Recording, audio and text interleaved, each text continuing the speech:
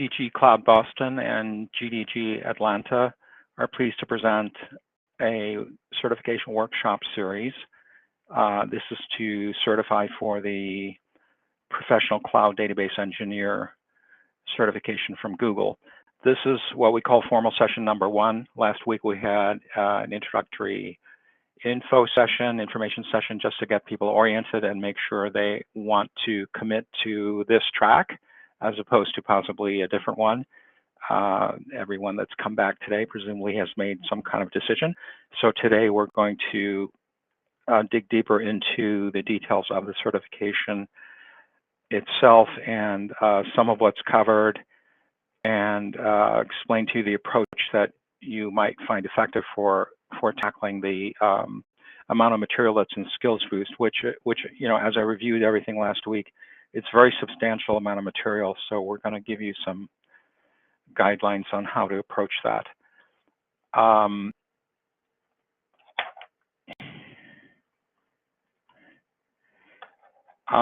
The main sessions are myself, Norbert Kremer. I'm from GDG Cloud Boston. Jessica Rudd is co-hosting. She's from GDG Atlanta. I won't read our bios. They're on the Bevy invitation at our community site, so you can check that out if you want to. Today we're very fortunate to have a guest speaker. Glen Yu is a cloud engineer at PwC Canada. He's also a Google developer expert in Google Cloud area. He's also a HashiCorp ambassador, and notably, the reason we have him speaking at this event is he has this certification. He is a certified professional cloud database engineer, so he's familiar with this whole track, learning path and Skills Boost, and he has taken this exam and passed it. Okay, so Jessica, do you want to say a word or two about why we're bringing in guest speakers? This was Jessica's idea. I was a little bit unconvinced initially, but I think it's a great idea. So maybe you'd have a comment to make on that. Yeah, so part of the thing we really like to encourage with this program, and I've led a previous program for the professional data engineer certification last year. And one thing we really like to encourage is that, like, Norbert and I are not here to really teach necessarily. We're more like facilitators. So the point of these exams, and Google does a relatively good job at this, is like there's no memorization of, you know, if you memorize this amount of stuff, you're going to pass the exam. The exam requires you to understand conceptually how the pieces fit together and can be built systemically, like into a system. And so for me, bringing in speakers for both these programs whenever we can serves two purposes. One, selfishly, is that Norbert and I are only 2 people, and it's very exhausting to lead a program like this yourself.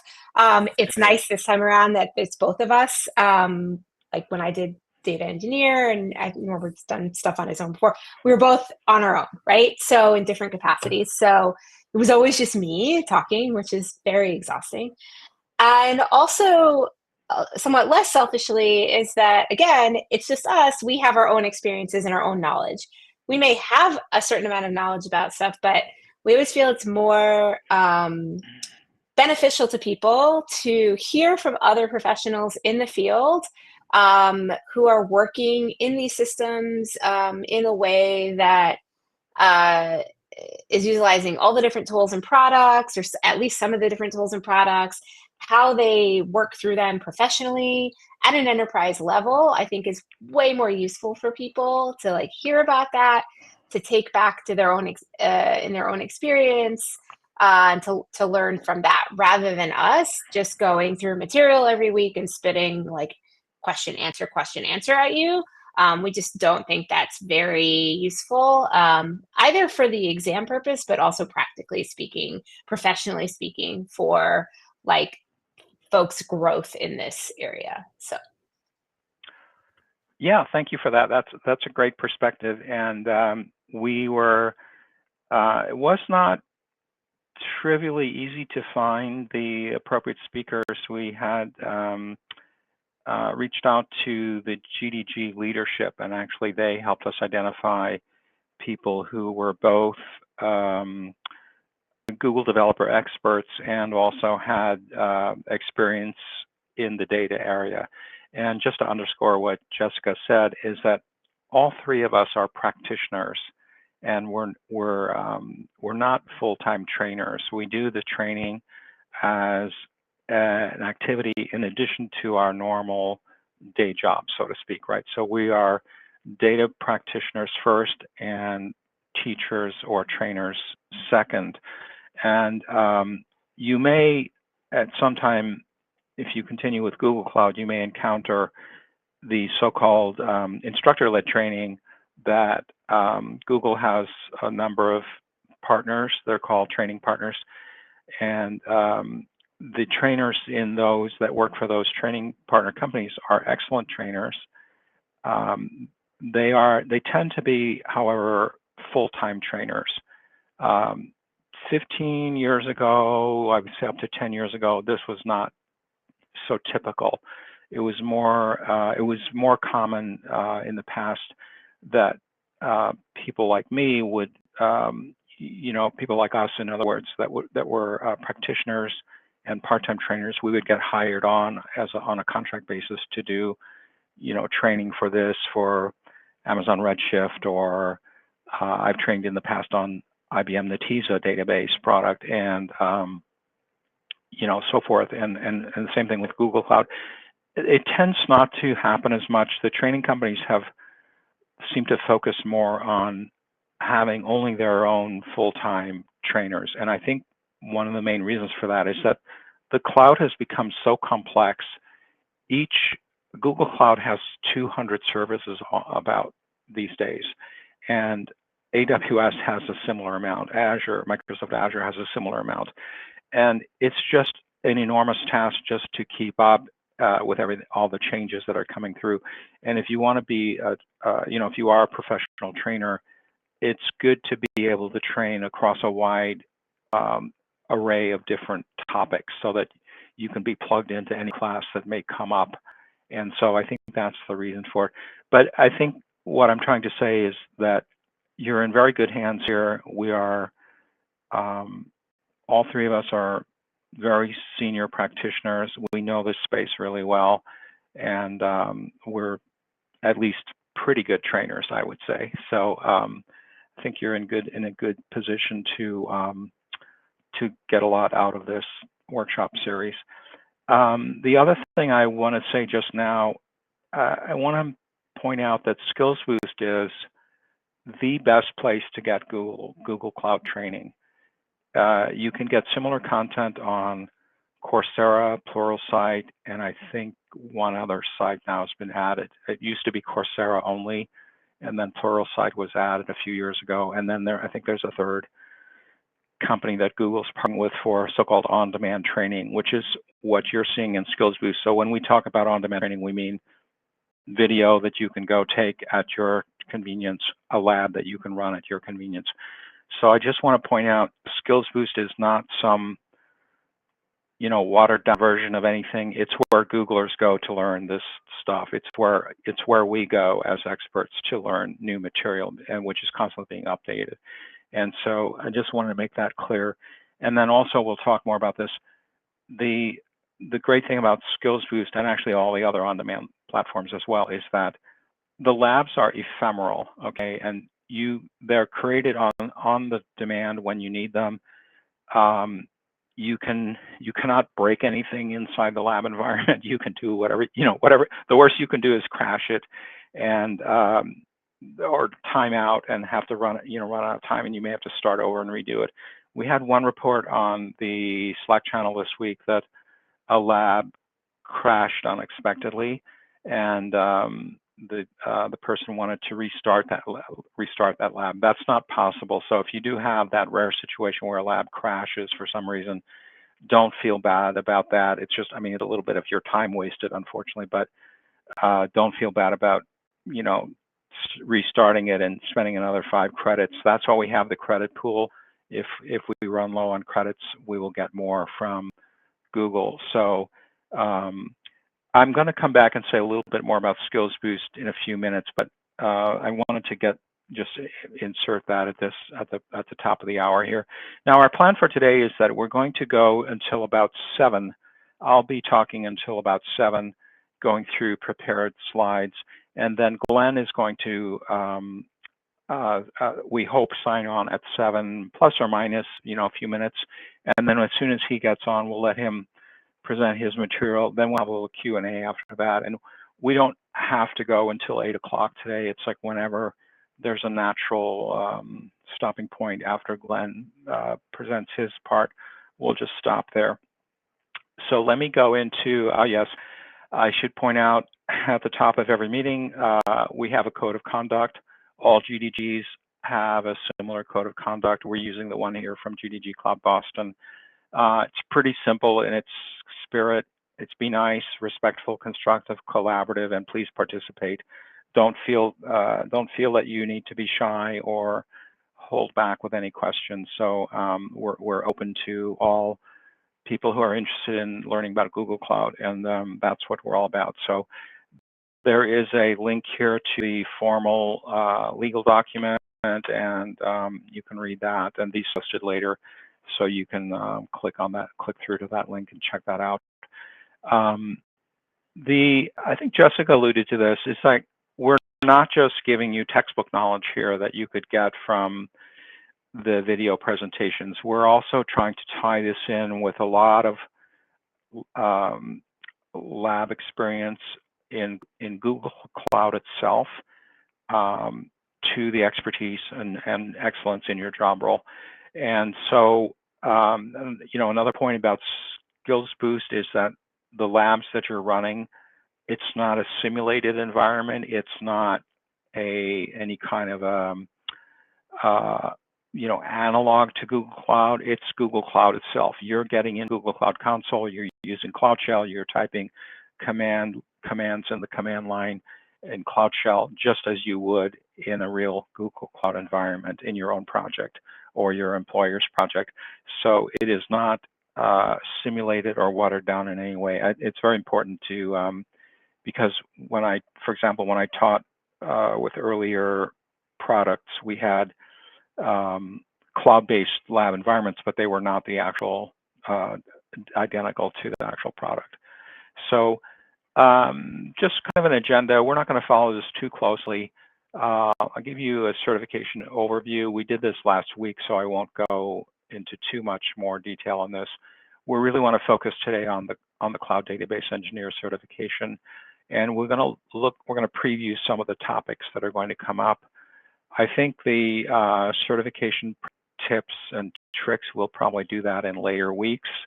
And then, of course, we'll have the next steps. We'll give you our advice on how to get through the next couple of weeks, which are, just to forewarn you, pretty heavy duty on the amount of work needed to get through the next 2 weeks. So let's just dive in. The certification journey overview looks like this. If you're here, you know what a study group is, and you're in one. So it runs normally for 6 weeks. Jessica and I decided to run this as a 12-week program. So we had info session last week. That was week 1. And we're interspersing between the 6 Google supplied material. We're interspersing an office hours week where anybody would be welcome to deliver a lightning talk, a short talk. I would say up to 15 minutes. Maybe we could accommodate a couple of those. If anybody's interested in doing that, I may do some of those, and we can have a Q&A. And if there's not too much demand for Q&A, we'll just break early. So we might only meet for half an hour. But I wanted to at least give the option for people to so we can have what we call AUA, Ask Us Anything session, and we'll try to answer any question you have, not just about databases and data analytics and things like that, but really anything in Google Cloud that you want to ask. We may not know the answer to everything, but we'll definitely try to find out for you and get back to you. So that'll be the every other week we'll have that kind of an informal, what I call the informal office hours type of session, and the every other week we'll have the Google supplied materials as you're looking at right now. Obviously, there's the benefit of joining a study group like this is you get community support. We have a Slack channel. We're here to help each other. We can ask questions. We learn from each other and also learn from us as session leaders. So I think that's all pretty clear. So here's where I wanted to bring in a little bit of material about what I understand where Google's going with Skills Boost and also the Credly platform, which has the badges. Google changed to Credly within the last year from a different certification provider. The previous one really kept track only of the official certifications. So the 9 certifications that we discussed last week that have actual exams tied to them.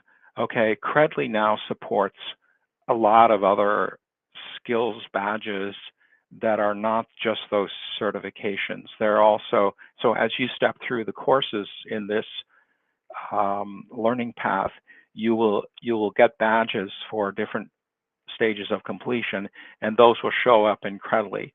Now, a few weeks ago, I thought, this is a little confusing to me because I actually was just looking for my certifications only, and I wanted to see where they were, and I wanted to get those, pull out those credentials and show them to a potential employer, right? And so I found that Credly was a little hard to navigate, and I just find, like, it seems to me that all the badges are piled up on top of each other, and they're not organized, and you can't really, for the most part, move them around in any kind of meaningful order or structure.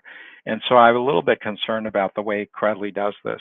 And this is an example of, like, I'm not sure, this slide came from Google. I'm not sure what they're trying to do here, but they have piled up so many different badges here in these different paths here that you can't even really read this. So I took the one that is closest to what we're doing here in this learning path. I took Smart Analytics, and I just broke that out on the next slide so that you can actually read it. So it's the Smart Analytics area, and so you can get these badges for completing different activities within Skills Boost. So you might take a course and get complete this. You know, if you did a BigQuery course, you could get this badge. You could get these other badges here. I don't think any of these are directly related to the database track that we're on. These seem to be more from the data engineering side, which is fine. I just want to show you because it's a similar content area and to ours, and it shows you how these badges work.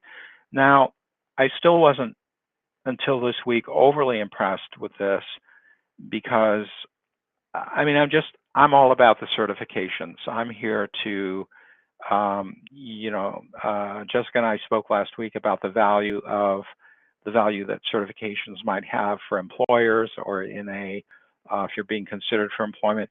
We don't think it's terribly high. I mean, it's definitely useful. The certification alone, or even a number of certifications alone, are not going to get you a job. It's going to be your understanding and your depth of knowledge in the subject area is going to be much more important. Obviously, if you take the training seriously and do a good job on the training, and therefore then also pass the exam, that's also great, and it helps, and that will give you confidence to be able to talk effectively during an interview and so forth. And however, there are people, I think it's fair to say, there are people who game the system. There are exam dumps that some people do, memorize exam dumps, and I think if you work at it, you can actually pass the Google exams using that technique. It's not something we recommend at all. I think it's fair to say we're opposed to it. I'm a part-time professional trainer, so I can't really condone using exam dumps because the questions are, the only way the questions can appear on a website is by someone violating the terms of service of the exam agreement. So you're actually doing something unethical by supplying questions to these website builders. So we don't recommend that, but the point we're making is that the certification alone will never just get you a job by itself, right? You're going to have to couple that. I mean, if I were interviewing somebody and they had a couple of Google certs, I would ask them, what was your learn? I wouldn't ask them like, oh, it's great you have a cert. I would say, well, tell me about your learning path. How did you, what parts of that did you find challenging? You know, where did you, how did you apply that what you learned in those skills boost labs? How did you apply that in your last job? You know, that's the kind of question. I think if you have the certification, it leads into that direction, and I think that can be really helpful. But just this by itself is not going to do it. So, however, what I've learned this week, okay, let me stay here on this slide here. What I learned this week is that these badges are now being built more and more as stepping stones to the pro level certifications, and I think they do have use in that regard. And so where I heard this was on a call with our GDG leadership that was talking about I/O, the review of Google I/O meeting that we had recently, and also Google Next to some extent. And so what did we learn from that? What can we take away from those large Google conferences, and how do we bring that back to our local communities in our local GDGs? And so they were explaining to us a lot of the changes that are coming into Skills Boost. I think in general, what I'm hearing is that they're going to be, none of this is done yet. It's not ready, so I can't really give you all the details. But what's happening is that the GDG leadership is making more available to us as local GDG leaders the ability to spin up a session, a meeting, and just give Skills Boost credit for that meeting, right? So and some of these options are only for in-person meetings, right? So let's say you assemble a group in your local area, you bring 20 people together. Google will actually create something like a credit pool that we're using, but different. It's a different setup internally, and it only lasts for 3 days, right? Our credit pool lasts for weeks or months, but these are similar to credit pools, but they only last for a few days. They're meant for that event and immediately after. And so the idea is more and more that there'll be more options for us as GDG leaders to create resources that can be used for an event. And it's really great because, you know, it's a lot of challenges for us to put an event together, especially an in-person event. So we have to find, you know, speaker, a venue. We have to get sponsorship money for food. Typically, we have to then have good content. And then if we layer on top of that, oh, by the way, everybody you have to bring your own Google account, or you have to either sign up for we can sign up for a free trial and get $300 Google credits, but that only lasts for 90 days, right? So if you've done that once, you're not eligible to do it again. You can only do that once. And so this gives us a lot more flexibility in the future of doing things like this. Now, Kasaba, you were on the call yesterday, I think, as well. Did you want to jump in and add more to? Did I miss? Because I honestly didn't catch everything that was said, and I'm going to watch that recording from that meeting yesterday, and I wanted to see if you wanted to add anything here at this point. Yeah, I'm not sure because that's all under development what they showed to us. I am just very happy to hear that with this path what you are giving, there's going to be a traditional credit pool. Yeah. If I understood, because I've been through, this is going to be possibly my 4th certification, and you can use a lot of credits. A lot of labs are free or 1 credit, but when you get to more advanced labs, they can be 5 credits, and then that's when you start to use it. One thing what they mentioned there is, maybe you told also, is that if somebody becomes an innovator, which is a Google Cloud title, you just have to register for that. You don't. It's completely free. Then you get, as part of that free membership, 35 credits per month. Correct. But if you're gonna cram labs together, Yeah, that might not be enough to exactly. cover. Which probably, unfortunately, I will have to cram the labs towards the end of the path. Yeah, Uh, I'll but speak to that. I'll speak to that in a minute. Yeah, exactly. yeah, at least that's also great, I think, especially if you want to do labs just on your own interest, Yeah. which is off the path or something. So yeah. Yeah, so let me just remind everyone, we discussed this last week.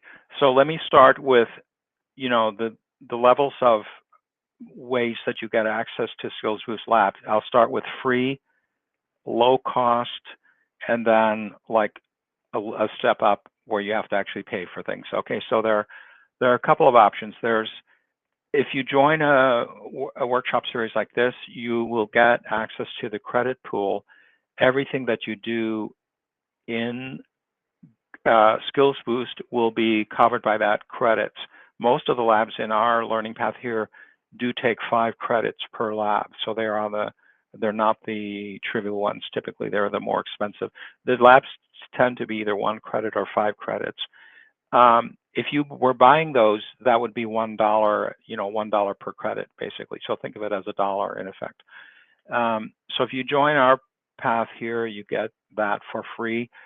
As Kazawa mentioned, there's a program called Google Innovator.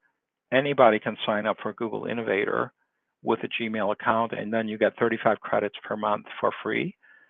If you want more than that, you can become Innovator Plus. That costs $300 per year or $30 per month, something like that. And so around $300 a year. That gives you all you can eat access to Skills Boost as much as you want, and then it gives you a lot of other bonus features as well, including an exam voucher and things like that. So those are good paths. But I think just to, and then finally there's something called Innovator Plus. That's as far as I want to go with that. So tricky that the word innovator is used in different contexts here. Yeah? Someone saying something? Okay. The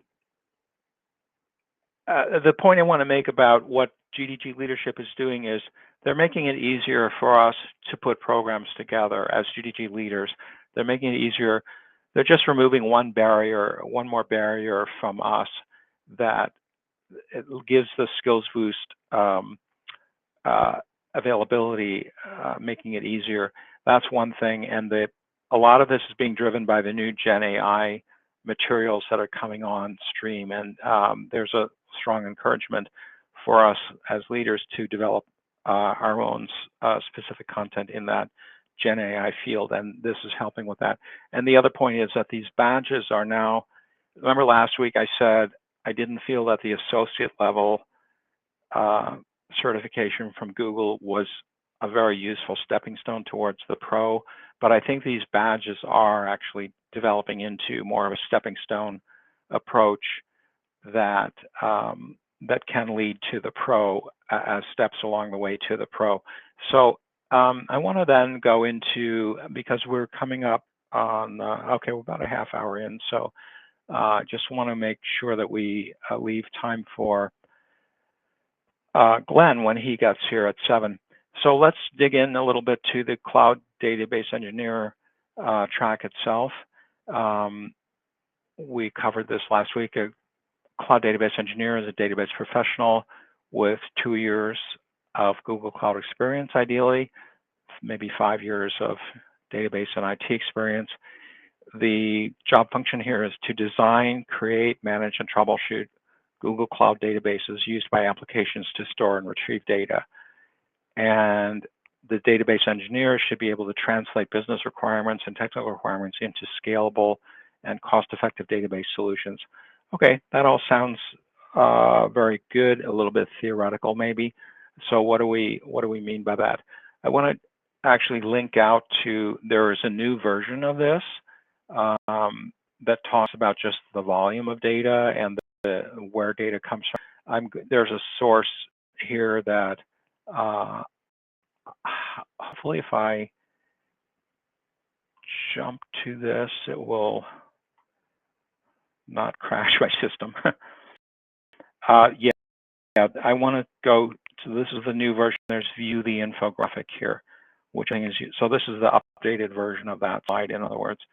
And so I can expand that a little bit. It just shows you, I mean, the one I wanted to point out here was just for YouTube alone, which is one of Google's services, 500 hours of video are uploaded every minute, okay? And our group contributed 2 hours worth of video to YouTube in the last week. And so we contributed a tiny drop into this ocean of video data that's being absorbed into Google, a Google service called YouTube, right? And so it's just phenomenal. So you can look at all these other, you know, they give you kind of a context and perspective on how active things are. And so when I used to work with so-called OLTP database systems like Sybase and Oracle, we would think, you know, if you're getting into hundreds of transactions per second, that's pretty serious volume. And, you know, Oracle, for example, could maybe handle some thousands of rows being inserted per second. This was on a, you know, not a super high-end server, just a kind of a normal server that you would have in a development environment. So it could handle 5,000 to 10,000 rows per second and absorb that through the SQL interface. Now you look at 10,000 rows is 10,000 rows per second is nothing compared to these data volumes that we're seeing in Twitter and other Facebook, you know, Meta.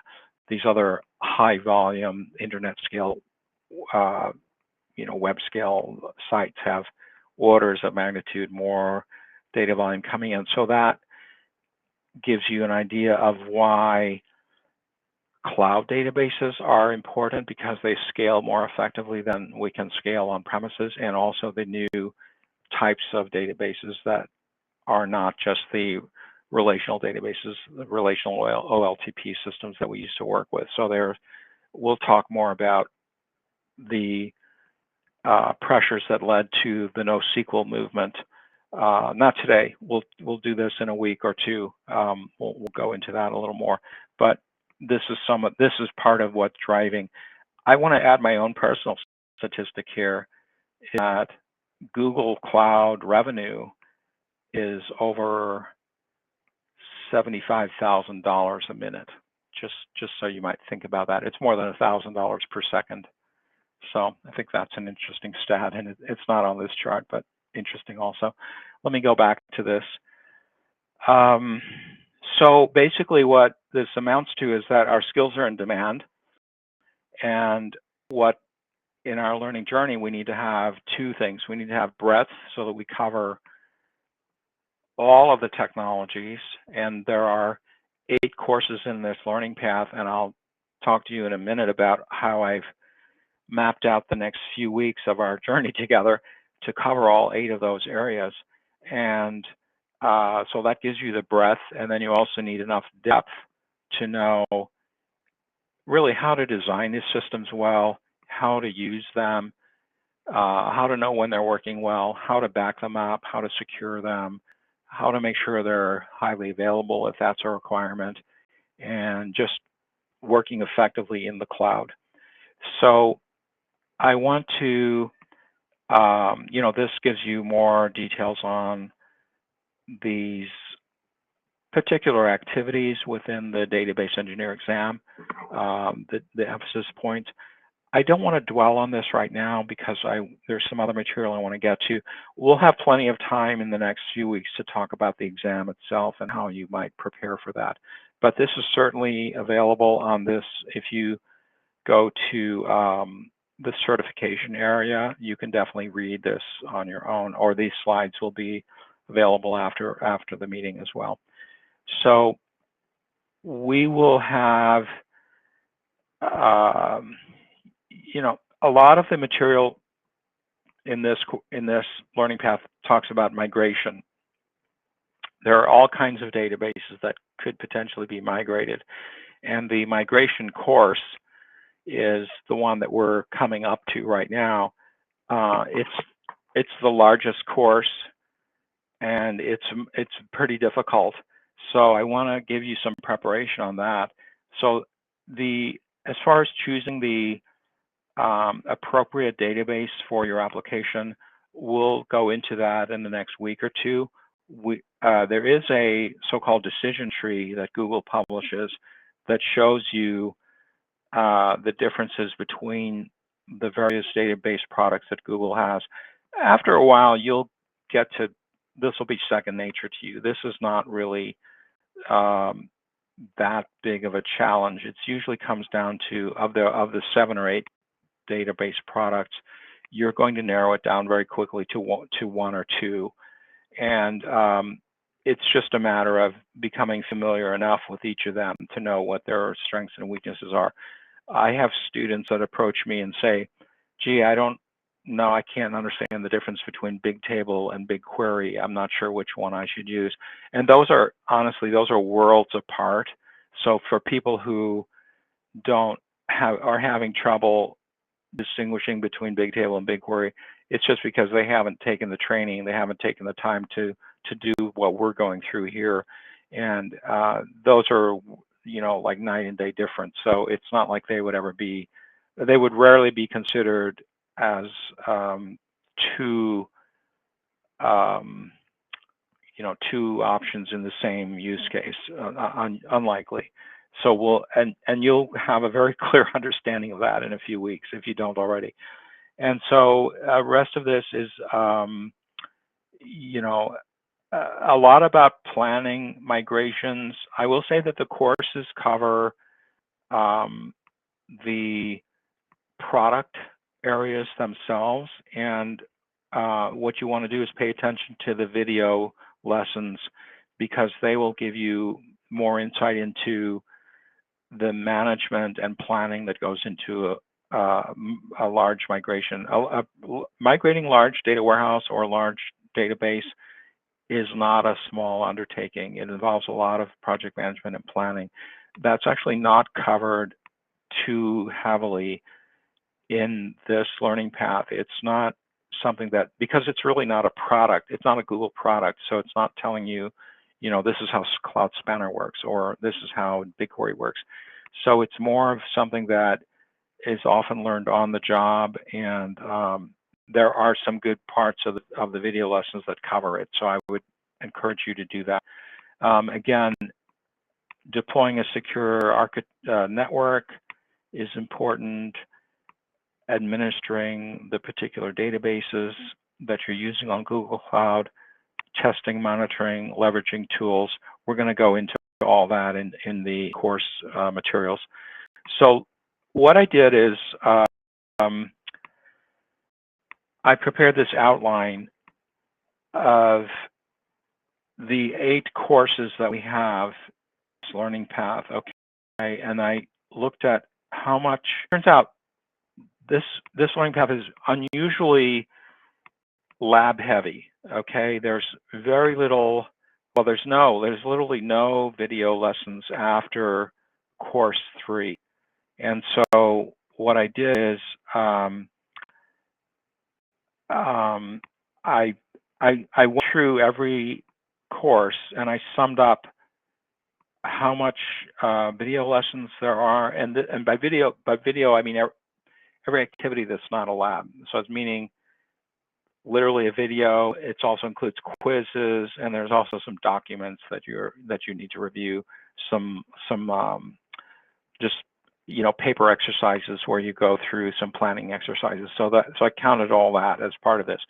So there are 4 hours of that approximately. I kind of rounded up so that, because it's not really possible just to do this, nonstop. So I rounded up a bit. So it's about, in course 2, it's 4 hours, and in course 3, it's 8 hours. Now the real challenge here is that the enterprise migration course 3 includes 20 hours worth. It's 13 labs that nominally take about 20 hours. So if you have to repeat any, or you have trouble with some, this would be kind of like if everything went perfectly, you could do it in 20 hours, but probably it's more like 25 to 30 hours. And so for this reason, I've stretched this out into covering it over several weeks. And I'll get to the timing, my proposed timing, in a minute. I'm not watching the chat. Is there anything that I should address that's going on in the chat? I've been responding. It's Okay. mostly like, I don't have these slides, and I'm like, the slides will be shared in Yeah, Slack we'll post after. the slides tonight. So these links that are in the slides will be clickable in the Correct. slides, These links and then these links will be available. And Preeti had a funny question. Not that Preeti is funny, but the question is funny to me because they asked, are there committees or teams that manage BigQuery, et cetera? How does Google ensure the security of its systems? That's a loaded question. I don't know if there's any Googler here that could speak for themselves, but like, generally speaking, in my experience dealing like with the, I'm not going to speak for individual Googlers. I know Googlers, they're amazing. But interfacing with the teams, in my experience as an engineer, Google products are very disjointed. So like even within GCP, Norbert mentioned there's over like 200 products within GCP. Yeah. That is not managed under one team or even one division, I don't think. Like there's individual teams that work on kind of individual products and product groupings, as far as I know, at least for some cases. So yes, that is, although I can guarantee you there's lots of like, security is a bigger umbrella that kind of covers all of it. But yeah, the individual products are generally with specific teams. Yeah, there are a lot of product owners, and of necessity, the focus of each product owner is pretty narrow, right? And so yeah, we don't normally connect too much with the people who are at the highest levels, who are managing multiple programs. We don't talk to them very much, but right. And we do meet product owners at the meetings. I'll put an aside just to kind of so that people are aware, especially when if they're asking questions in here or in Slack about any sort of troubleshooting. Norbert and I are not Googlers. I think it's a rule that Googlers cannot be a GDG member. So Googlers can support GDGs, Google Developer Groups, but Google Developer Groups are separate. They're not officially like owned, operated by Google, and Googlers cannot be officially like members, but Googlers often speak at the events like demos or wherever you can invite Googlers to demo. Exactly. So there's no official like connected affiliation, although we do get support through their developer community, right? So that's one thing. So anything like questions that are related to like any kind of technical problems that are not just like, oh, I haven't learned how to do that yet. Sometimes there's technical problems. That is a question for you put in a support ticket with Google, or if it's Skills Boost, you put in a support ticket with Skills Boost. And Norbert will post about that. That was a recommendation he gave to the gentleman who was having problems with his lab, for example. So we cannot control or like troubleshoot that for you, but we can put you in the right direction. Yeah, exactly. Yeah. So what I have this is a link actually right here. I want to just jump out to that. This is what I put together. So what I did is, and I'll make this sheet available afterwards as well. I want to drill into this enterprise data migration, enterprise database migration course, which is the big gorilla that you're all facing right now. And I want to, the best way to see this is to go to what's called the course overview. Okay, you'll see it here. It's called the little home, it's got the home symbol. It says course overview. What I found is you want to expand all these little tabs here. It's easier if you start from the bottom because it doesn't jump around that way. You can just keep like, so expand each one of these. And if you go from bottom to top, it's just easier. And so that's what I'm going to do here. So basically what it does is it shows you for each module within one course. So this is all within course 3, right?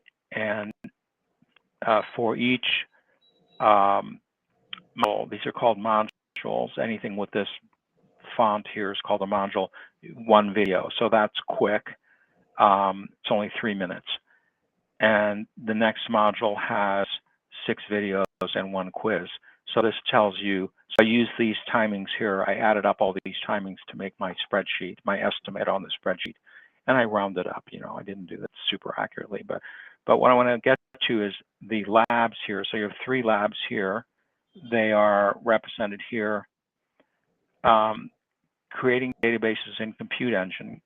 Then the next lab probably doing the same thing in Kubernetes, running a database in Kubernetes. The next thing is running running a Cloud SQL database as a managed service. So the point I want to make here is that, so these are fairly straightforward labs. There's nothing difficult about that. The point I want to make here, let me go back to this for a minute. The value of taking the Cloud Fundamental, the Google Cloud Fundamentals Core Infrastructure course is that you're going to learn about Kubernetes. You'll get an idea of what it means to build something in a cloud native architecture. So in other words, if you're new to cloud, don't short circuit this course 02. You want to spend enough time there. Make sure you understand all of these concepts that are in the videos there and do all the labs in this course 02. If you already have a PCA or PDE certificate or training, you probably have already done this. So this will be review for you, or you can skip it. But for those new to this area, definitely do spend your time here. It may not seem like it's directly relevant to what you're doing with databases, but just give you that example. When you're through core infrastructure, you're going to learn the difference between what's a bare metal server, what's a VM, what's Kubernetes, what is serverless, what is cloud functions. All of those things are different variations of compute within Google Cloud environment. If you haven't had any exposure to that background material, you're going to struggle with these labs here a little more than you need to, right? So in other words, when you come to, okay, I mean, these 3 labs are, how do I deploy a database on Compute Engine, on a VM, in other words? How do I deploy a database on Kubernetes? How do I just use a managed service within Google Cloud that's running the database service for me? All of that makes a lot more sense if you have that foundation from the infrastructure course. So I would say what I'm going to do is, so I went through and I added up all of these through this whole long course, and I came up with about 20 hours worth over here. Let me go back to my slides because it's a little bit, 20 hours worth of labs and 8 hours of videos. So what I wanted to do, I paced this out. I took these 8 courses and I assigned them to different weeks in our program, such that we'll get through all 8 courses. And so we have to go at a certain pace. If you're able to keep up, that's wonderful. If you're not able to keep up, what I would emphasize that you do is do not shortcut the video lessons here. The videos are all at the beginning of our program, of our path here. Don't short circuit any of the videos. Definitely do all those, because you'll get ideas there about planning and how to plan a migration, how to do project management for a migration. information. You're not going to get that from the labs. So definitely do that. If you need to pick and choose, you say, well, I can't commit this much time in total to all these labs, or you find the labs maybe difficult and you have to do each one twice. It's going to take you more time than I've listed here. Then you would need to prioritize, but try to keep more or less in with our program so that you can get through the entire thing to the end, because the exam's going to cover a little bit of everything, and your job role may or may not cover all these things, but it's still good to be exposed to them so that you know what's going on. Now, if you say, well, my job role is definitely only Postgres, then you can definitely focus on those and prioritize those labs and at the expense of others if you don't have enough time. So with that background, let me show you. Now, the way I do things is I just kind of, as I said last week, I bulldoze my way through these things. So I just decide, like, I'm a consultant, so usually when I have downtime, that's when I certify. That's when I train and certify. And so one way to do it is just like bulldoze your way through this big mountain of stuff. And this video kind of gives you the sense of where I'm going with that. I just wanted to poke you, Norbert, quickly before you play, just to say that Glen is here. Oh, Glen is here. Okay. I don't know if this video is going to play for me.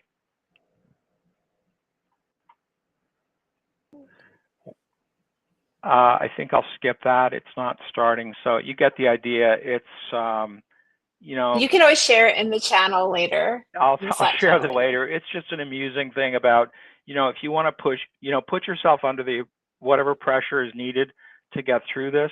As Glen is here, we'll let him start right around 7. Let me just wrap up a few things. So here is what I came up with. Let's apply the slide here, and I reworked this a lot. What I've done is we're in week, so these numberings up here, 1, 3, 5, 7, 9, these correspond to, we're in week 1 right now. And these correspond to the 6 weeks that Google has laid out for this learning path. So we're in week 1. Next week will be week 2, will be informal office hours. The following week, by the start of the following week, 2 weeks from today, we hope you're able to complete the migration. So I'm hoping that people by either today have finished this course, fundamentals, or are well through it, or will finish this in the next few days, and then also begin the enterprise data migration course 0.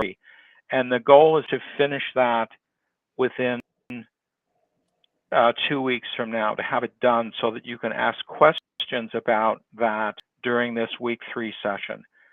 Then for week 5, 2 weeks later, we have 2 courses. They were about, they were the lighter courses. So they were 8 and 6 hours of labs and no video lessons at all. So that was the request, would be within 2 weeks, you get to complete 2 more labs, and then following on 2 more weeks later, we would do 2 more courses, and then we would leave this AlloyDB course for the 9th week, which is session 5 of the 6-week program of the original 6 weeks, and then that leaves the last week open for anything that has not been addressed up until now or has spilled over. And also we want to have a wrap-up session with some tips for the exam, how you would approach the exam. We may have some swag available at the last meeting, so we would encourage everybody to come to that last meeting. I won't say more about that right now, but this is what I've laid. This is the best I can come up with. So I urge people to kind of keep up as best you can. If you cannot commit enough time to do all the labs, then prioritize them. Get on Slack, or I'll get on a meeting one-on-one with you and give you advice. particular to your situation. We want you to feel completely supported, but the reality is there's a lot of stuff to do here, and there's no easy way for us to magically have all of this flow in your brains. Okay, so there is a lot of work here that needs to be done. I'm going to skip this part. I think we've covered the important material that I wanted to get through today. We can go into the topics. If you have a chance to look at these slides afterwards, I'll post them tonight. You'll get a chance of, well, Skills Boost. We've had, well, okay. If anyone's having trouble with Skills Boost, please get onto Slack and let us know within the next day or so, because if you're not getting onto Skills Boost by this point, you're going to just get further and further behind, and it will snowball, and you won't, after a couple of weeks, you won't be able to catch up anymore, is it really what's going to happen. And so if you're having any trouble with the credit pools, or you're not getting credit, whatever, we're going to get you squared away on that quickly. I already mentioned the importance of going short-circuiting the videos here in the fundamentals course, particularly if you're new to cloud and this is your first exposure to formal training. Definitely want to take this O2 course seriously, and then jump into the 03, the enterprise data migration, as soon as you can. We'll have a checkpoint next week. We won't have a lot of formal material next week, so there'll be plenty of time for questions. If you're stuck or confused, or if you've made great progress, all of that is fair game for discussion next week. The rest of, this is just more details on what I've already showed you in course overview. And I think we don't have to do the following weeks here. We can talk about these as we get closer to these. Let me just see if there's anything else that I want. Certification preps and tips and tricks. We'll definitely have time. We have quite a few more weeks ahead of us where we can talk about this later. And the same thing with the exams. This is a little bit pretty early to be talking about the exam at this point.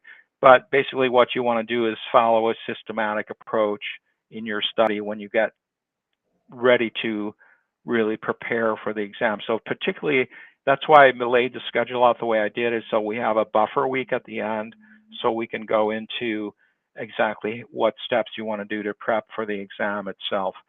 That's just more of that. Leverage your community. You're already here. That's a great start. And next steps, I think for, we can, oh yeah, this is just a copy. Oh yes, when you get to the slides this evening, go to this slide at the end, scroll down to the very end. Actually, I will remove this slide because it's redundant from what I already showed you. So I will tweak this deck a little bit before I post it. But definitely when you get the slides, I'll post the slides on Slack. When you get there, link to this badge, click this link, and you'll get a badge credly that shows that you've joined a learning path in the road program. And that will be an achievement for you. That's how Credly works now, is that you get badges for everything. And so that's all good. I think that's the last slide here. So let me jump back to the very top where, I can give another introduction for Glen Yu, who's our guest speaker tonight. And, as you've already saw, Glen is easily the coolest of the three of us. And as I mentioned, he is he's a cloud engineer in the cloud and data practice at PwC Canada. He is a Google developer expert in Google Cloud area, and he's also a HashiCorp ambassador. And he has the certification that we're studying for in this learning path. Glen, why don't you start for just add anything to your introduction that I've left out, and then also tell us a little bit about the GDE program itself. Boy, I don't know what I can tell you about the GDE program, to be honest. I personally, the only thing I can say is, so for myself, I didn't try to be in the GDE program. I I write blog posts, make demos, stuff like that. It was more for both myself in terms of to keep track of my own notes, because I had a lot of them, and excuse me, and to kind of share what I've learned, right?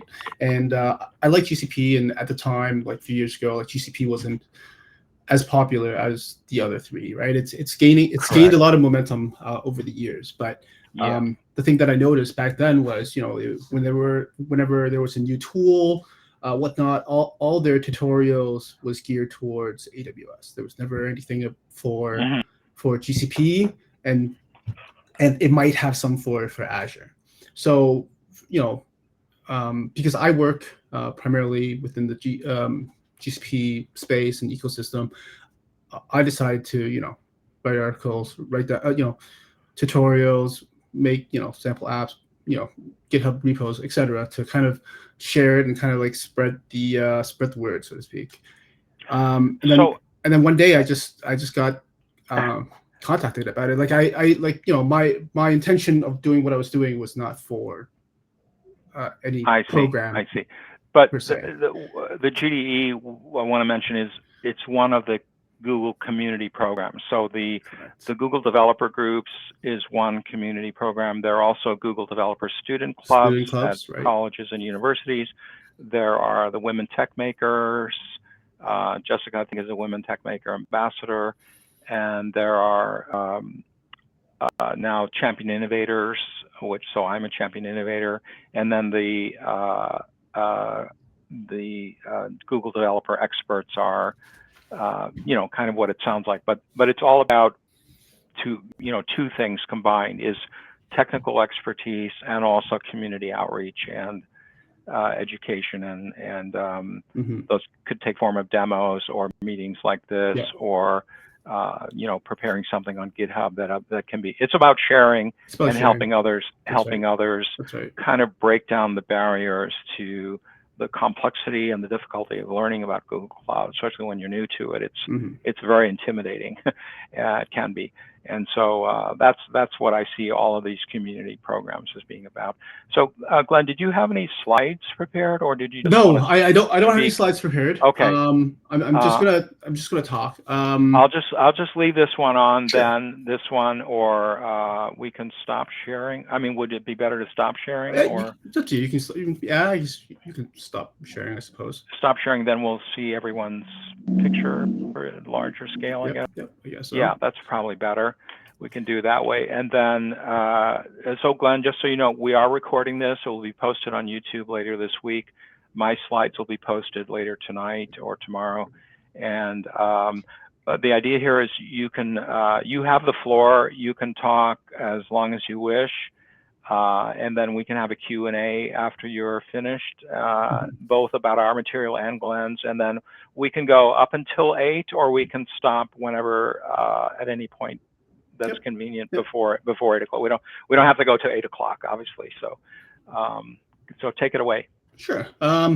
So first of all, I don't know how many here are actually in Boston. This is a virtual event after all. But congratulations on winning the Larry OB last night, the NBA championships. I'm sure the city is going nuts. So I actually did I've done all the Google certifications. Which is 9, I think, right? It's like, I think it's something like 11. Oh, 10? so you're 10? probably yeah. So if you count the associate, if you count, you're right. If you count the associate, and then there's like the cloud digital leader, cloud digital leader. Anyways, I've done them you all. Up to 11, yeah. I've done them all. I don't recommend doing them all. I kind of like for me, I started doing a bunch of doing a bunch of certs because my employer at the time kind of paid for all the certs as long as we passed it. So I'm like, sure, why not? So I mean, over time, I've let some expire that aren't as relevant to me in my current role. But yeah, like I would highly recommend taking a few certifications on things that you're interested in, things that you're working in. But yeah, there really is no need to collect them all. Oh, they do last. Most of them last only for 2 years. So for 2 years, I think the ACE, the associate cloud engineer, I think that's 3 years now. Some of them got extended to 3 years, but yeah. typically the pro level are 2 years. So, and makes sense because things change so quickly, and they actually rewrite the exams completely from scratch, maybe every 3-4 years, and they will have like a beta period. So I think data engineer and machine learning just went through the beta period. Yeah. So like I focus a lot on security. I'm actually on the team that's kind of rewriting the next security exam. Oh, nice.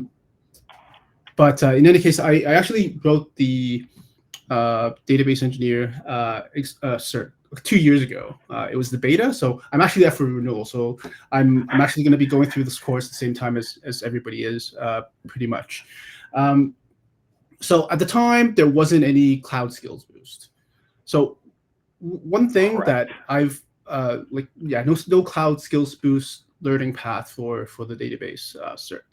So one thing, in having done all these certs, one thing about the cloud skills boost learning path is that what I like about them is they teach you about the topic and not the exam. Okay, so there will be stuff in the course for the database engineer that might not even have shown up on the cert syllabus on the requirements. I like it like that. I don't like it when they just teach you just to pass the exam. It's really it's more than that, right? You don't want to pass an exam and then show off your cert and somebody asks you something and you're like, I didn't study that on the exam, and then you don't, right? Then you look bad. Yeah. But the way I usually approach certs for Google Cloud certs is I usually they have a sample practice test on their site for all their certifications. It's about 20 questions. I usually do that first before I even start the material. So then I kind of gauge where I'm at, right? And then I'll go through the material. Make sure you do all the labs. Okay, make sure you do all the labs, especially for databases such as anything that's about Spanner or AlloyDB, only because generally those are more enterprise tools and can be quite costly. So spinning that up in a personal account is not so great, especially if you forget to delete your instance. You don't want to be hit with a massive bill at the end of the month. So Cloud Skills Boost is a good place to kind of get hands-on experience with some of these tools that that would normally be too costly to do.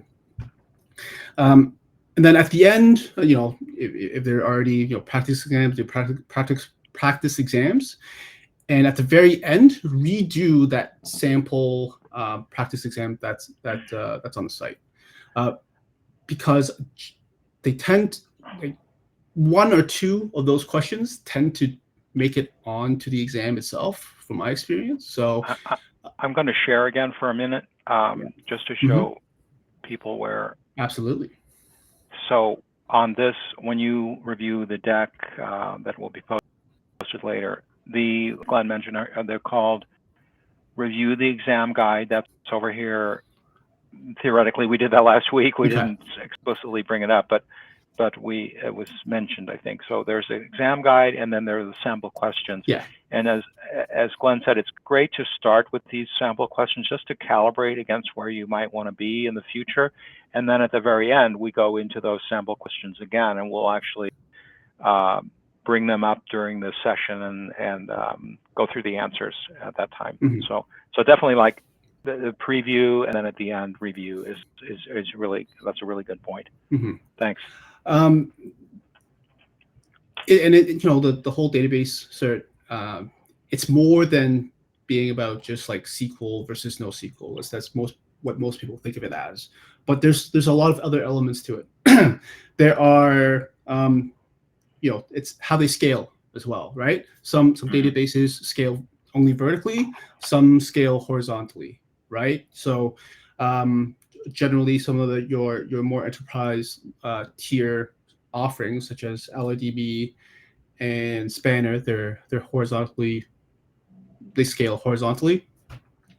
Something like Cloud SQL scales vertically, right? So then there will be some downtime involved typically, and then you got to think about some like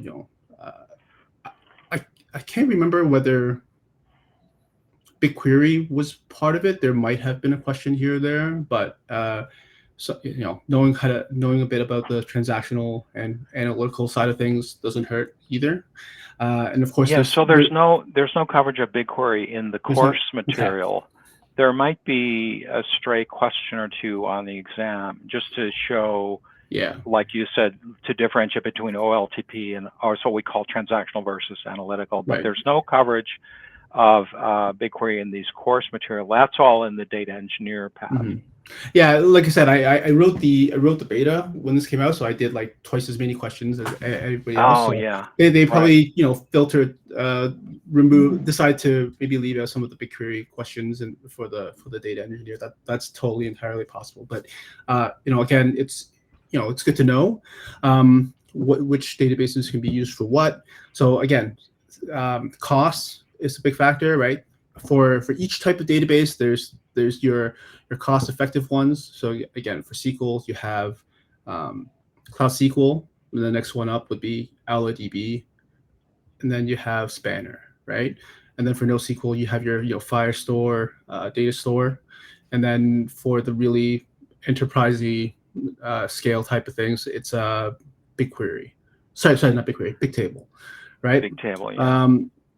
But again, I've seen on LinkedIn and some of the subreddits and things like that, I've seen people say, oh yeah, you should just jump in and start using Spanner.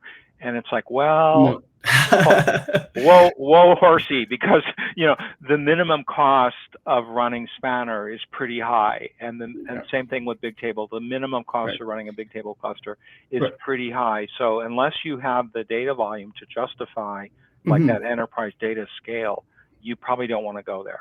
And it's a good point you made there, because for Bigtable, actually, they recommend there's a minimum threshold of amount of data that you have before Bigtable is kind of cost effective. I forgot what that is. It's like I think it's like 5 terabytes, 10 terabytes. I forgot. But there is a minimum. Like you can't just spin up Bigtable for your sample app, right? Like there's use a Firestore or data store for that if you need something a small NoSQL, right? Exactly. And also there is the Cloud SQL proxy, which is what you would use to with apps to connect to Cloud SQL, right? So typically you would see them in Kubernetes deployments as a sidecar, and I think you can also in the latest versions of Cloud Run, you can also use it with Cloud Run. Although I'm not sure if that will be on the exam, because I think this exam would have been like from like 2 years ago, right? Content from 2 years ago. Another thing is even within like Cloud SQL's offerings, right? Like know which databases that it supports, right? So there's MySQL, there's Postgres, and then there's SQL Server, right? Now SQL Server, MS SQL Server, I don't know how many of the folks here have used SQL Server, but to sometimes add a lot of the plugins and things like that, you need to be on you need to be in the server itself, and you got to run some exe executables. And because Cloud SQL is managed. It's managed by Google. You can't, RDP into a Cloud SQL instance and install plugins as you wish. So for SQL Server, there's actually a lot of restrictions on what you can do with it, like in terms of plugins. And I think there's a list. So if you look up, SQL Server with Cloud SQL, they'll tell you, they'll give you a whole list, right? Of there's a lot of things that you can't do with it. So those are good to know, because sometimes, let's say you might have a question that says, somebody wants a SQL Server with plugins A, B, and C. What are your options? Well, if you know that it's usually not very feasible, you're usually not allowed to install external plugins in the Cloud SQL Server. The option that would make the most sense, the answer that would make the most sense there, is actually to run MS SQL Server on a VM, right? Where you have that the flexibility to go in and install plugins that you do need. Okay, so things like that, right? That's a pattern. That's a pattern that we see very often across Google Cloud in many of the services. So if you need full control over everything, you probably want to tend to install your own software on a VM. You can do that. And if you are satisfied with the restrictions that are imposed on you by the managed services, it's usually going to be easier to use the managed services, right? I mean, for MySQL and Postgres, it's different, right? As long as you can even get into a command line to connect to the database, you can install plugins through there, right? Okay, whereas you can't for SQL Server, right? Because so Cloud SQL is a managed service, but with the I think most people know this, but MySQL and Postgres are both open source and don't have any license fee associated with them. So you're paying for the Cloud SQL resources. You're paying for that, of course. And with the Microsoft SQL Server within Cloud SQL, you're paying both the Microsoft SQL Server license, and then you're paying an additional amount on that for the Cloud SQL service. Yeah, but like I said, because you can't RDP into the Windows environment that's running SQL Server, right? So you can't install any plugins, because that was the only way that you could install plugins, right? So there are, I think there's 90-95% of the plugins out there you can't install. And where is the best place to find the list? Is there Google documentation? If you go to documentation, if you look up Cloud SQL Server, there will be there was a list. Yeah, there's a restriction. It's a long list of restrictions. You don't have to remember it. I think it's shorter to remember what it can do. It is very basic. It is relatively basic in terms of what it can do. Okay. The other thing is Oracle. Oracle's a big one. So recently, Google announced a partnership with Oracle, right? I meant to point that out. That's a big deal, actually. That happened this week. Right, that happened this week. So ignore that for the exam. I'm pretty sure it won't be. Right, it won't be on the exam. Yeah, it won't be on the exam. Right. But because Oracle has a really aggressive licensing model. So they look at how many cores and CPUs is on your server, but because VMs are virtual, it doesn't look at it doesn't look at the VM that you provisioned. It looks at the underlying hardware, right? So they have a blade, a rack, whatever, that has 100 CPUs that's shared for various VMs. Oracle sees that, right? And you don't want them to be billing you for 100 CPUs, right? So because Google and Oracle never reached an agreement, so prior to this, so then there wasn't any good way to run Oracle on Google. Now, the way it was until now was bare metal, so-called bare metal server solution. And so in order to get support from Oracle for the Oracle database software, you have to run it on Oracle hardware. And there was, until now, no Oracle hardware in the Google data center. So they actually built like a separate, Oracle, I guess, had separate data centers that were connected with high, low latency, high bandwidth connection from Google Cloud to Oracle, but it was literally in a different data center. When you get to the lab, there's a lab called bare metal server, Oracle on bare metal server solution. That's one of the labs in course 03. I'm going to post something in our Slack channel that will give you some tricks on that lab, some tips that I found. Sorry to cut in on your conversation, but when I did that lab, what they have you, so the way because Google, what Google wants you to do is sign up to something called Oracle TechNet, which is Oracle's way to download software from Oracle.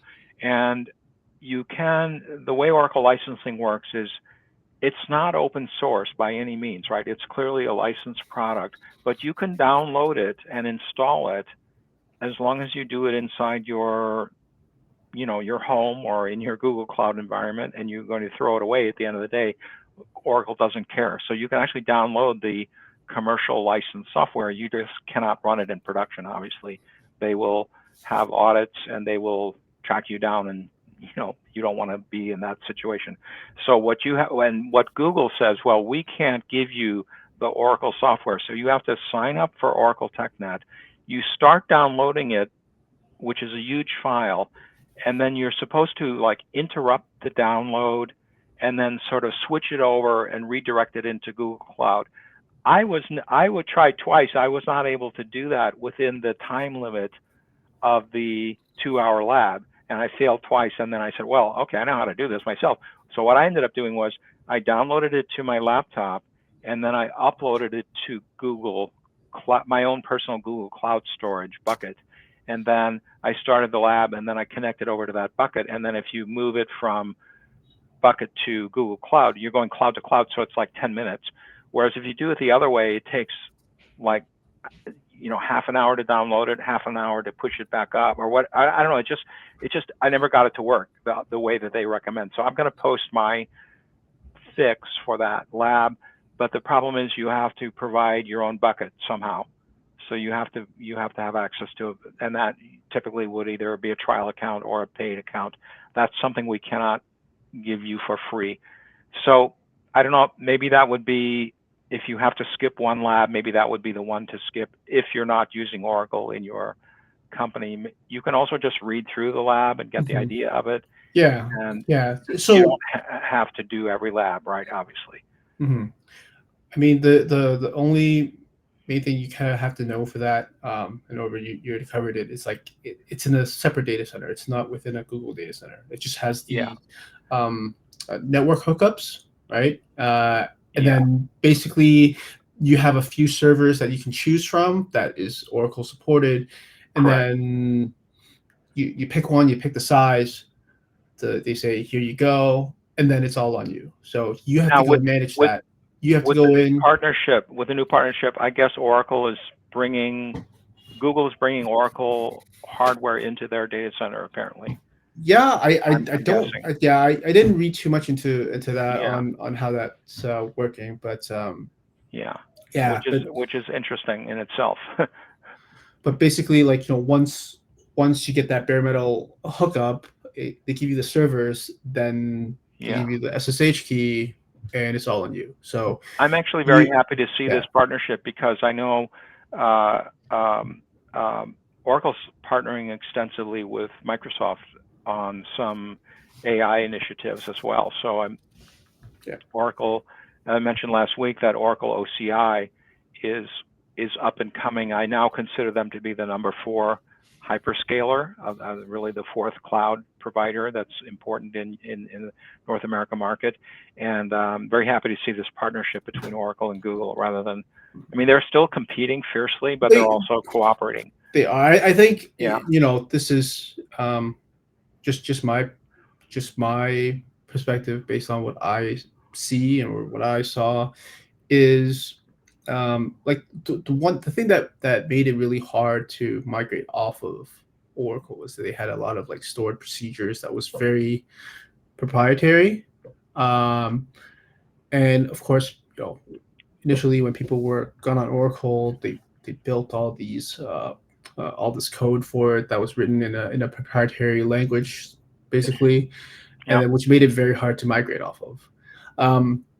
Google has had a year or two ago acquired a company that did a lot of this translation from like Oracle stored procedures to kind of like a SQL. And at the time, they were I think something like 70% complete in terms Coverage, of so 70% coverage. Yeah, and Yeah. this was 2 years ago. So I haven't followed that. I don't know where it is at now. Now, but is the target of that Postgres stored procedures? Yeah, Postgres. Yeah, so that helps if you want to migrate from So Oracle to Postgres.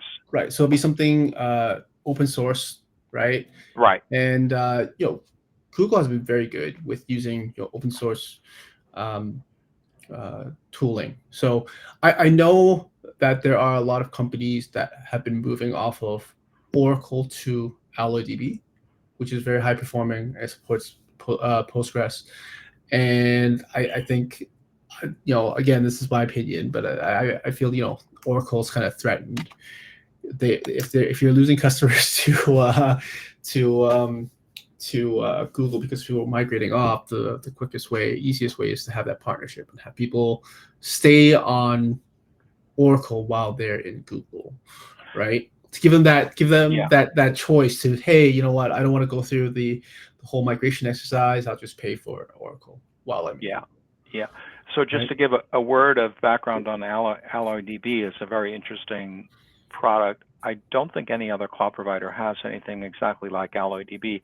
It combines a row store and a column store, and if that doesn't mean anything to you right now, we will go into that in the upcoming weeks. But basically, it has the ability to be both a transactional level or operational database and also very powerful analytics at the same time. And it does that kind of in the background for you too. Like you don't even have to tell it, right? A lot of that's automated and not necessarily something you have to worry about. And I don't think there are too many other systems that go after that combination of use cases. I think there are things called so-called HTAP databases, like SAP HANA is one that's considered like transactional and analytic together, but they're more of a limited to data that can fit in the memory of the server. And I think AlloyDB is not restricted in that way. So it's a very interesting product. And we have a whole course on AlloyDB. That's why I wanted to structure our week so that we don't run out of time at the end, and we definitely want to cover AlloyDB. But I mean, that's kind of it. I mean, hopefully as you go through the course, just be mindful of some of these things I mentioned, and I think one of a great way to kind of, because on the exam there will be a lot of scenario based questions. They'll tell you, company that does this is trying to do this. What do you do? That kind of thing. I think a good way to kind of prepare for the exam is if you go on, YouTube, look up like various tech interview questions, right? Like stuff like how do you build Instagram, or how do you build WhatsApp, or how do you build Netflix, right?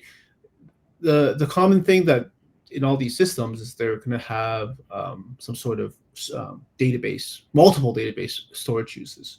So you kind of want to see, not so much on the overall, on like the specifics of design and whatnot, but what kind of databases they use for different aspects of the app, right? Like see which one, what is used for what component, what they use it for, things like that. So I think that will really kind of help prepare you for the exam, because like I said, the exam itself, a lot of the questions are very scenario based.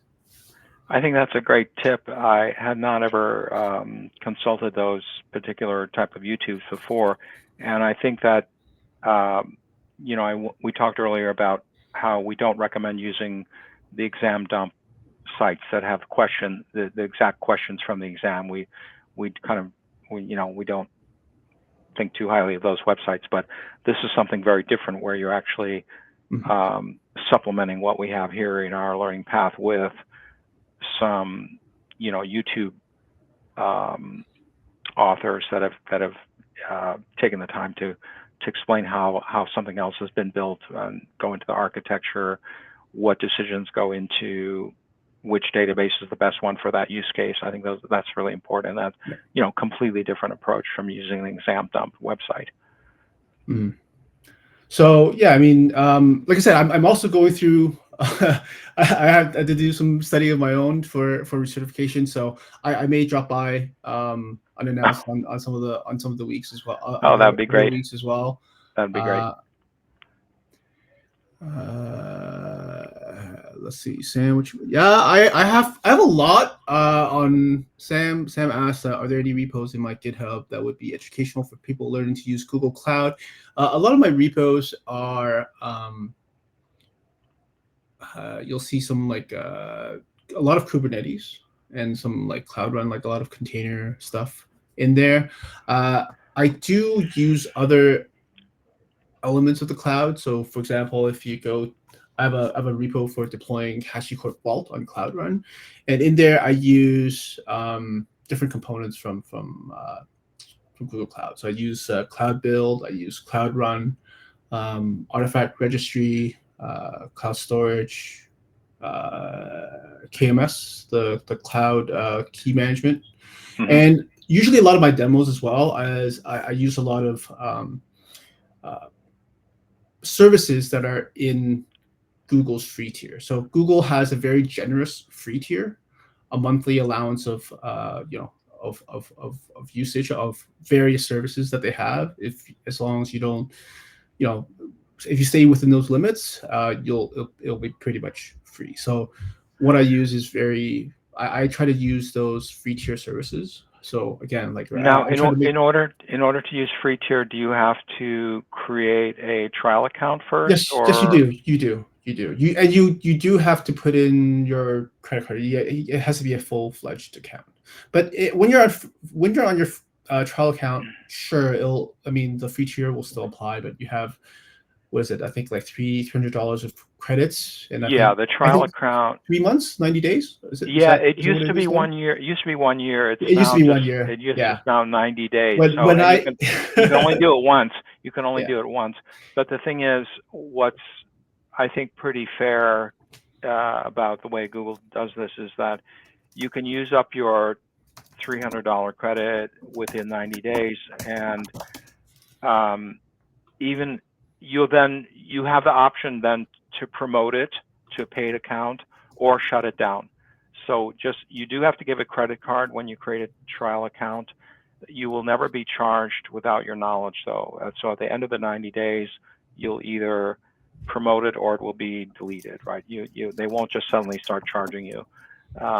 But my suggestion is promote it, but then keep an eye carefully on your bill. Make sure you turn everything off when you're done using it, and then you should, like my cloud bill is for my trial account is usually like $1 a month or $2 a month at most. Yeah. And sometimes if I'm doing a lot of demos, it could get up to $10 or $15, but that's typically just a few dollars per month.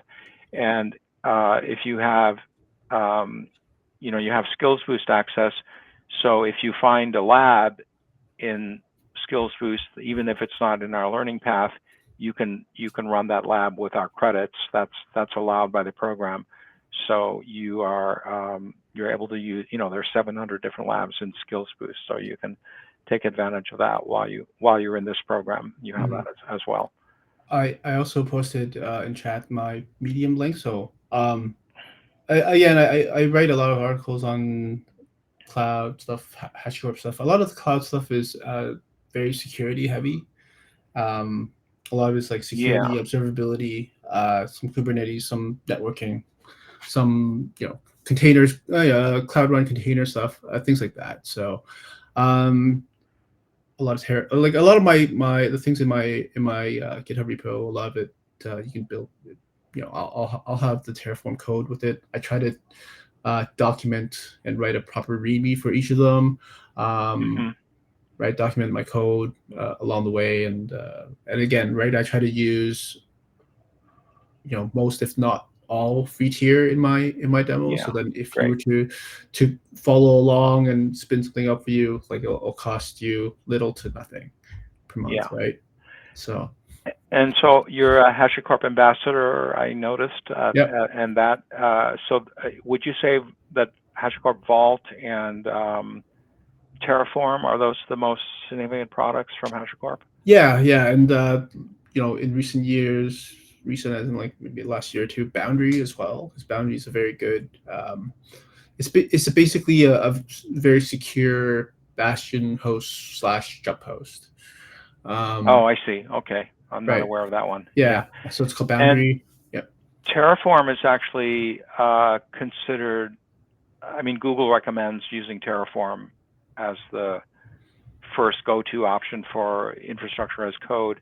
I've seen some other shops starting to use Pulumi in preference to Terraform because it is more of a, instead of having a custom proprietary DSL, domain-specific language, it has, you can just do it in Python. It's mostly Python.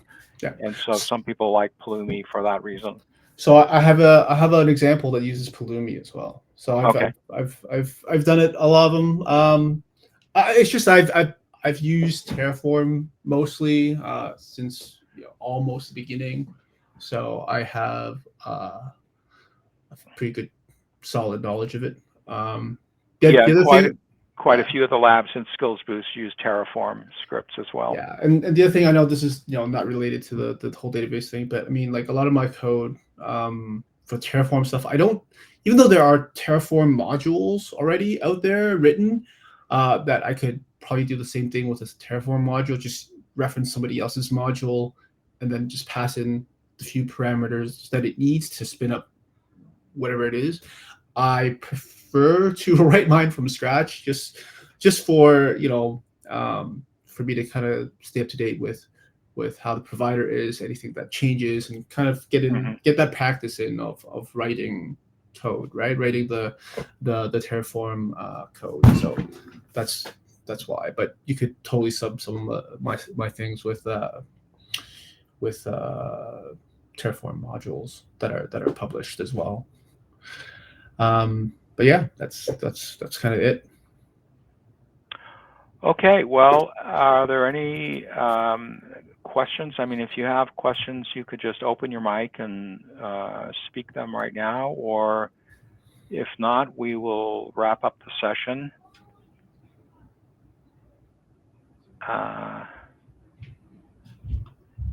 Okay, I'm not hearing any questions, so why don't we wrap it up? Thank you very much, Glenn. It was a pleasure to have you here. And I wanted to ask, how's Terraform different from totally different. Kubernetes is a orchestrator to run containers, to containerize workloads. Terraform is a tool with its own kind of language to deploy resources on cloud. So it's very vendor agnostic. You can deploy it on, write something to deploy on Azure, Google, AWS. So if you've ever done something like CloudFormation on AWS, this is kind of like that, except it's you just have to learn once, and you can write infrastructure as code for various cloud providers. And there's also other tools that are outside of the cloud that there are providers for. I think there was somebody wrote a fun provider, I think it was for Pizza Hut or Pizza. Like you can order pizza. You can write code to order pizza because they have an exposed API. Yeah. You can write code and order yourself pizza through Terraform. So the class of software that this exists in is called IAC, or Infrastructure as Code, And with Terraform, they don't all work this way, but Terraform uses a declarative coding style. So you, somewhat like SQL, right? You just specify what you want, and then Terraform goes and checks your environment and sees what's already there and says, okay, I'm running 2 VMs and Terraform is asking me for 4, therefore I need to add 2 additional VMs, and it will go ahead and spin up those VMs so that you can now match. In other words, it brings the environment into conformance with the spec that was declared in the file. I won't go further than that because that's something I use every day. I can give more contextual information because I use Terraform every day. Okay. So basically, think of it this way. We'll think of it in terms of Google Cloud, right? So in Google Cloud, there's all these different things that one could do manually in the user interface, right? Like if you have the permissions and roles to do so, right? You can be very dangerous if you have the right permissions, right? So you can go in, you can create a data set or a table, you can create IAM permissions, you can give somebody like godlike access, you can enable a service. Like you can do everything in the UI if you have the power to do so. I mean, if you create your own project, you'll have the power, you can do it.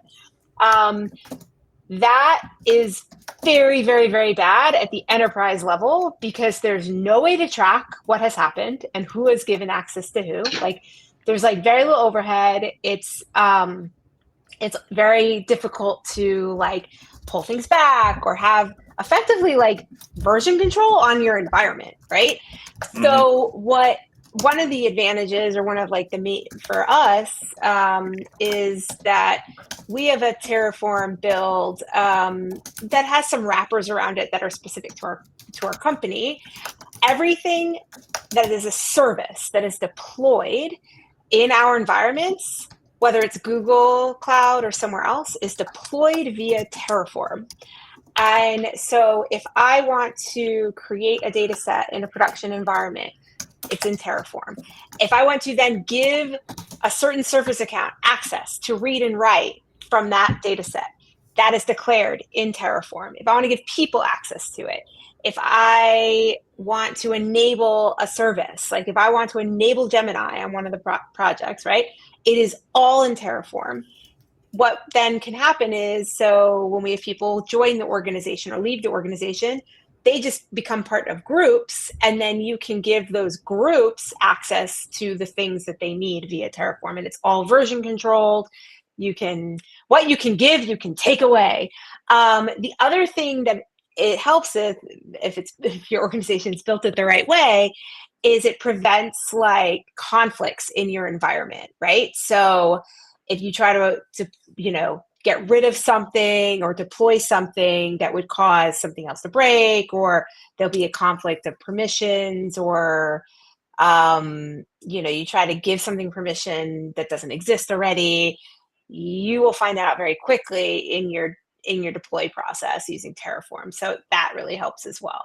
So everything is declared in code. So instead of like hitting a button in the user interface to just turn something on, which has no like history related to it, you can kind of find the history. It's very difficult. You do all of that in code, and then you can kind of build and take down and add things as needed, all in code. So it's a form of governance, really, that is critical. We use it very heavily for governance. At the enterprise yes, we use level. it extremely heavily for governance. You have to have governance of this nature. Someone asked about the Slack link. I've put the slide up that's showing the Slack. There's a tiny URL there. Yeah, and I've shared it a couple times in the chat. So if people just scroll up, they will find that in the chat. And it's also on our meeting invitation. If you go back to the GDG Club Boston, it's on there as well. But I'll put it up. I've been up here for a couple minutes, so people can grab that. So I think this has been a great conversation here for the last 40 minutes or so. I think we're going to wrap up now, and this is what we hope would happen next week during the informal office hours meeting. people can bring up questions. If it's related, I think we'll prioritize if it's related to the course material. We'll ask for those questions first, but then we can have lightning talks. If somebody wants to do something, just just ping me on Slack. That would be the best place to find any of us, and then we can schedule you for a lightning talk. And then if we handle all the database questions, then we'll just open it up to anything like we've just been doing here for the last few minutes. I notice I have a DM here. Sorry, I just remember there's one more thing. Yes. Having done all the different Google exams, the one common thing that will always show up is IAM. So you got to know your security. They are very Google. I love this about Google. They're very focused on security. Regardless of the exam, there's always going to be IAM questions on there. So yeah, make sure you know that. Right, and if you've done other Google search before, you'll know what I'm talking about. So yeah, that's great. I mean, where the different IAM permissions and like the hierarchy of permissions, like where you assign a role of permission at what level and how it perpetuates or not. That's also yeah. So there was a question. Organization, folder, project, resource, blah blah blah. I drew a note. I don't know that it would be specifically on the exam, but to that point, just from a practical standpoint, when you're thinking about permissions, certainly at the enterprise level, we always try to think about permissions at like the smallest possible resource level that is practical, right? So like assigning a role to at the resource level, like we never assign BigQuery editor role on a project level. We'll assign it on like a data set level or something. So I don't know that they would. I don't know that there'll be something that granular about IAM, but you never know. But yes, the least privileged principle, Casaba. Thank you. That is a very, very valuable thing to think about, just practically speaking, in work. Mm-hmm. Okay, very good. I think we'll call that a meeting. Thank you, everybody, for attending. I'm so thrilled that we have 40 people here. It's amazing that that this many people are showing interest in this rather specialized area. So very pleased at that. Thank you very much, Glenn, for helping us out here. Jessica, I'll chat with you during the week, and we'll get the slides. Check Slack. Everything revolves around Slack, so look there. And we'll post a link to YouTube for the video. That probably will happen by Friday or so. Tomorrow's a holiday for a lot of people, so we'll have a little bit of a pause this week. So thank you, everyone, and hope to see all of you or most of you next week. Thanks again. Again, I'll probably drop by from time to time. And great, that would be fantastic. Yeah. Okay. Thank you. So, all right. Thank you. Thank you.